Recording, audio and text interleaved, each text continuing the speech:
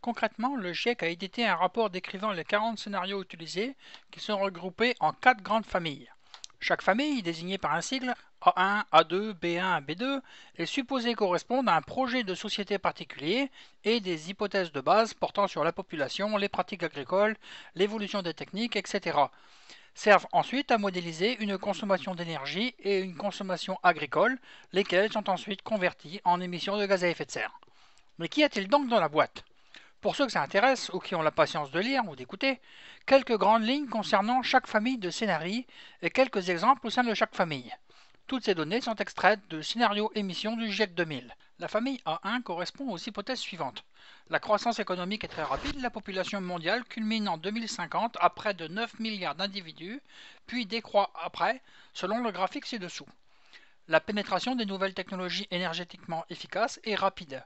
Le revenu par tête et le mode de vie convergent entre les régions, c'est-à-dire que les Chinois, les Indiens et les Occidentaux se mettent à vivre de manière très similaire.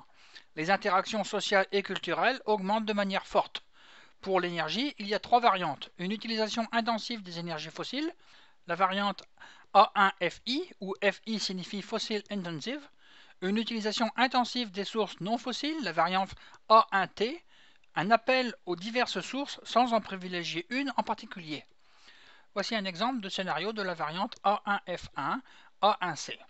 La consommation d'énergie par habitant et par an monte jusqu'à 7,8 tonnes équivalent pétrole en 2100, moyenne mondiale, ce qui représente 4,9 fois la valeur de 2000 ou encore ce qu'on consomme un Américain d'aujourd'hui. La consommation des ressources fossiles par an monte jusqu'à 30 milliards de tonnes équivalent pétrole, en abrégé des GTEP, en 2100, soit 4 fois plus qu'aujourd'hui, essentiellement avec du charbon, et la consommation totale d'énergie atteint 55 GTEP, soit 6 fois plus qu'aujourd'hui. Voir le graphique ci-dessous.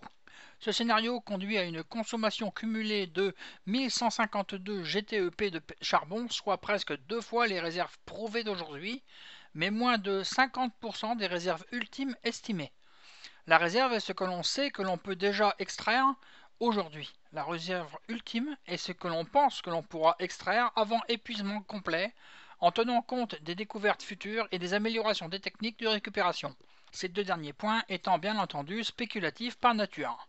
Ce scénario consomme également 440 GTEP de pétrole en un siècle. Les ressources ultimes estimées sont aujourd'hui de l'ordre de 450 GTEP, en incluant les pétroles non conventionnels, ainsi que 500 GTEP de gaz, ressources ultimes estimées aux alentours de 300 à 400 GTEP sans compter les hydrates de méthane. Ce scénario fait aussi largement appel aux ressources non carbonées. Il suppose par exemple l'existence d'un parc de 12 000 réacteurs nucléaires de 1400 MW chacun, contre environ 400 en l'an 2000. Il faut aussi exploiter à des fins énergétiques 20% des terres émergées ou encore 75% de la surface de forêt, supposée la même qu'en 2000, avec une hypothèse de rendement net moyen de 3 TEP par hectare de forêt exploitée. Il s'agit donc d'un scénario qui reste plausible. Personne ne peut dire qu'il est totalement impossible, mais qui décrit clairement une hausse très rapide de la consommation d'énergie et un monde poussé pas très loin de ces derniers retranchements pour les énergies fossiles, sauf pour le charbon. Avec ce scénario, la concentration atmosphérique en CO2 en 2100 avoisine 1100 ppm, soit 3 fois la concentration actuelle en chiffres ronds.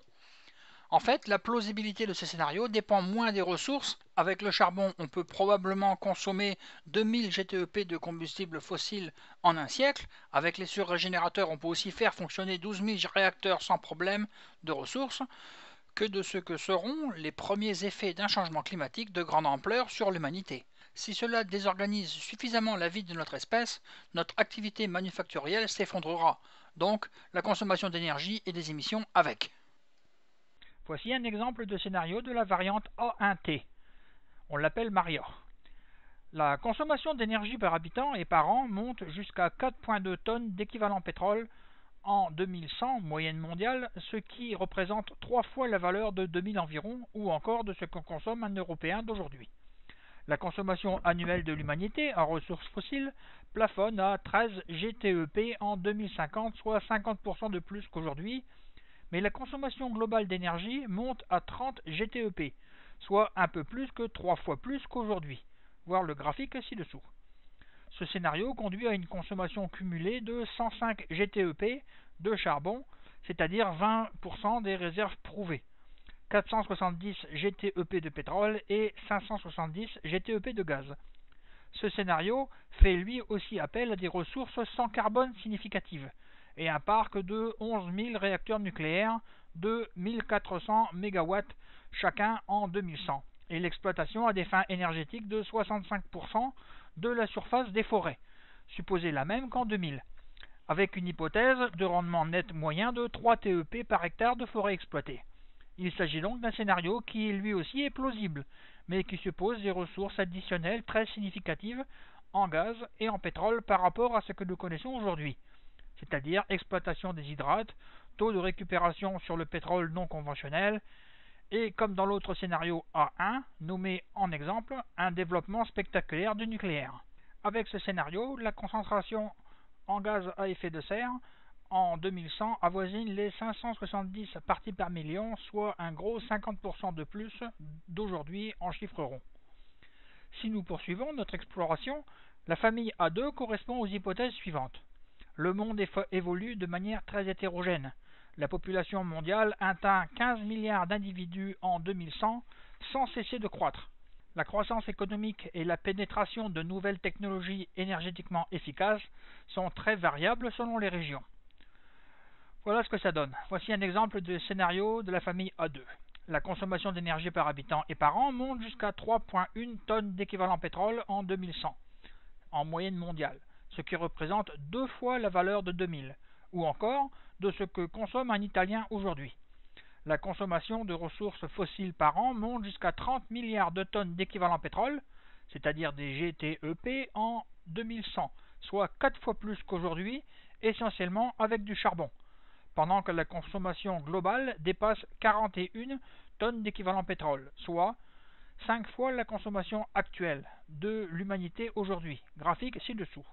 Ce scénario conduit à une consommation cumulée en un siècle de 1117 milliards de tonnes d'équivalent pétrole de charbon, soit 150% des réserves prouvées, 262 milliards de tonnes d'équivalent pétrole moins de ressources ultimes estimées aujourd'hui, ainsi que 438 milliards de tonnes d'équivalent pétrole de gaz, plus que les ressources ultimes. Ce scénario fait aussi largement appel aux ressources non carbonées. Il suppose l'existence d'un parc de 6000 réacteurs nucléaires de 1400 MW en 2100 et l'exploitation à des fins énergétiques de 30% de la surface des forêts, supposée la même qu'en 2000, avec une hypothèse de rendement net moyen de 3 TEP par hectare de forêt exploitée. Avec ce scénario, la concentration atmosphérique de CO2 en 2100 avoisine 900 ppm, donc des parties par million, soit 2,5 fois celle d'aujourd'hui en chiffres ronds. On a ensuite la famille B1, qui correspond à un monde où la population en 2050 culmine à près de 9 milliards d'individus, qui décroît ensuite. Après, l'évolution démographique est la même que pour le scénario A1. L'économie est dominée par des services et des technologies de l'information. Les nouvelles technologies énergétiquement efficaces sont massivement utilisées. Les problèmes économiques, sociaux et environnementaux constituent un point important des politiques publiques, mais il n'y a pas d'initiative supplémentaire par rapport à aujourd'hui en matière climatique.